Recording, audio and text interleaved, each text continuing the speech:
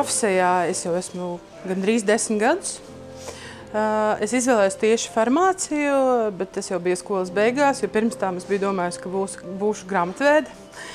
Bet izrādījās, ka medicīnā, kas manā ģimenē ir tāds zināms jau priekšmets, man tomēr ir tuvāk, tāpēc izvēlējos farmāciju. Te ir vieta, kur es varu vairāk komunicēt ar cilvēkiem un vairāk tomēr palīdzēt. Mana ikdiena sastāv no darbiem, kuri palīdz uzturēt aptiekas darbību pareizu.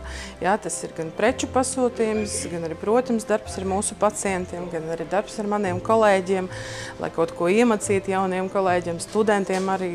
Jā, bet principā visi procesi, kas ir saistīti ar aptieku, esmu tas cilvēks, kurš kontrolē un dara, lai viss būtu pareizi. Un, protams, liela daļa ir aizņem tiešais darbs ar mūsu pacientiem, kuri mēs būtu ļoti dažādi.